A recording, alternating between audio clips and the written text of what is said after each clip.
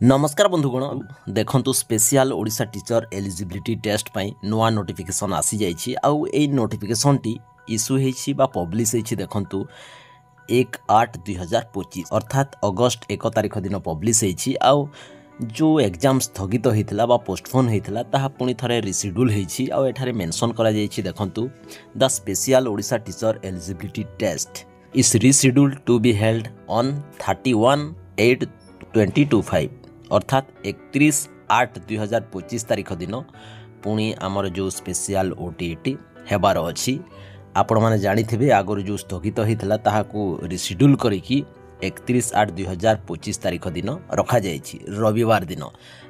आउ टाइमिंग कथा जदि आमे कहिबा जेमिति फास्ट सिटिंग पेपर 1 पई सकाल 9 11:30 पर्यंत टाइमिंग रखा जाइछि आउ सेकेंड सिटिंग पेपर 2 पई अपराह्न 2टा समय 4:30 पर्यंत समय रखा जाइछि। आउ एडमिट कार्ड कथा जदि आमे कहिबा पुराना एडमिट कार्ड जो आमे डाउनलोड करथिले वेबसाइट रु सही एडमिट कार्ड द्वारा आमे परीक्षा दे पारिबा नाही।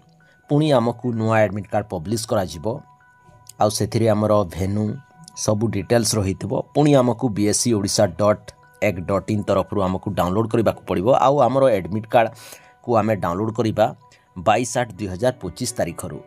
आपण माने जानि रखंतु आपण मानकू एठारे कहि रखुछु जे हमर जो ओटीटी परीक्षा हबो आ से परीक्षा डेट रहिछि 31/8/2025 रविवार दिन। आउ नुआ एडमिट कार्ड आमको डाउनलोड करबा पड़िबो bscodisha.ac.in वेबसाइट रु आउ सेही एडमिट कार्ड को आपण माने डाउनलोड करि पारिबे 22/8/2025 तारिख रु।